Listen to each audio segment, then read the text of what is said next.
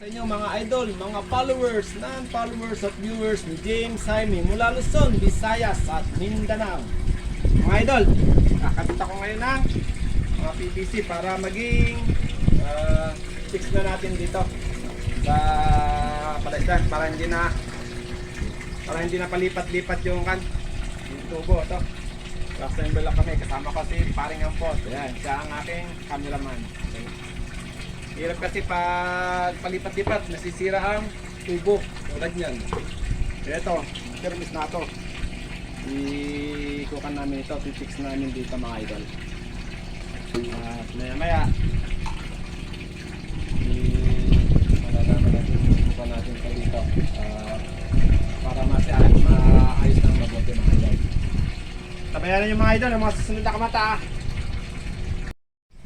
Lapit na matapos mga idol. Oh. Konti na lang.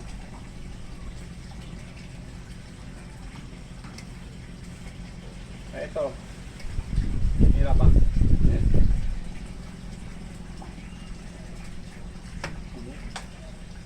Kagat-gatan ko para hindi sa tumapon dito. Hindi humiwalay. Pagbigay ng tubig doon, malakas kasi yung kanyan. Yung voltahe ng tubig. Yung currency ng tubig na yan. Kailangan ihigpitan ko. Lalagyan natin ng panggasgas. Ayan, ayan. Para makapit na makapit siya. Magkabilang dulo. Kailangan.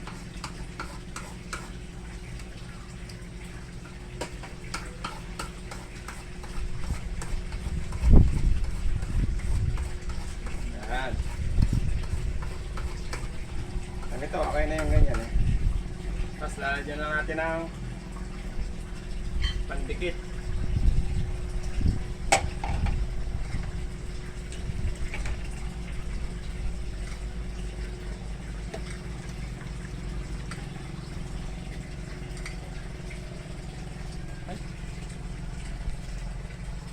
Mga idol, gawa ko na.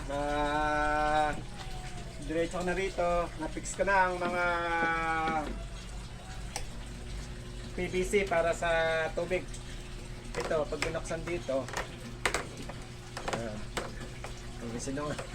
masyadong mahigpit, pero yan.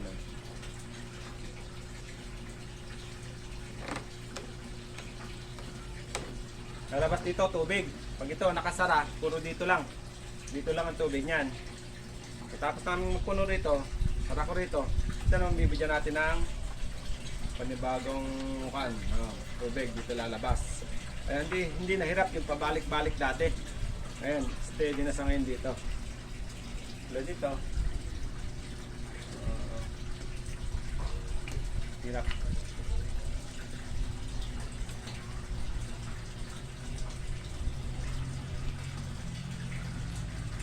Goma kasi. Dumikit ang goma. Ayan. Kaya pala may ekpet ito. Goma niya. Dito siya. Ayan mga idol. Ayan, di na ako mahirapan niya magtubig. Papalit-palit dito ng PVC. Ayan, fix na dito. Dito. Bukas testing nito para matuyo muna. Patutuyin muna natin mabuti. Lalagyan ka pa rito ng clamp saka dito.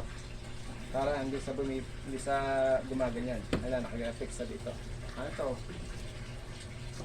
Kasi ito dati papalit-palit.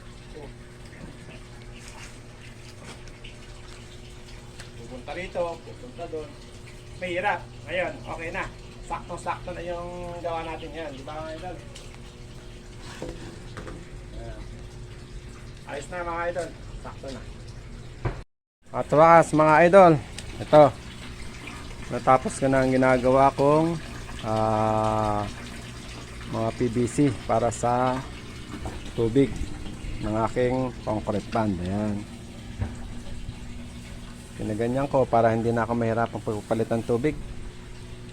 Ayan. Kasi dati palipat-lipat. Tapos bumibigay yung mga sugpungan.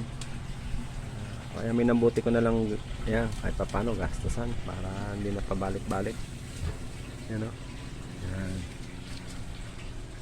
Yan, ako pa rin ang gumawa niyan. Ano naman kasi yung isa na to, papunta naman dito yan sa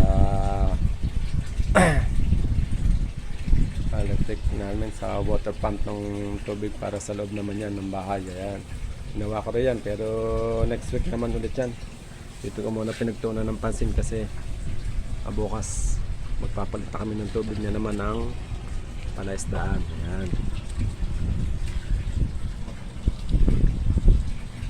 Nagastos pero okay naman. Iwas sa aberya sa mga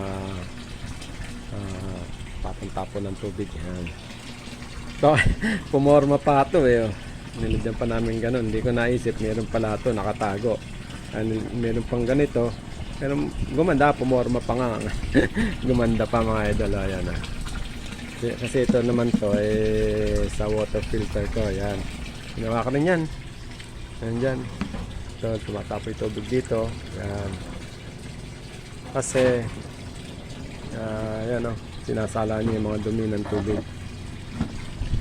Saka yung lansa ng tagdan ng isda, hindi maganong maamoy. Yan, okay na, okay. Ayan mga idol, sana naibigan nyo ang aking munting video at paki-like and share na lang. Siyempre huwag nyo kakalimutang mag-comment sa aking video.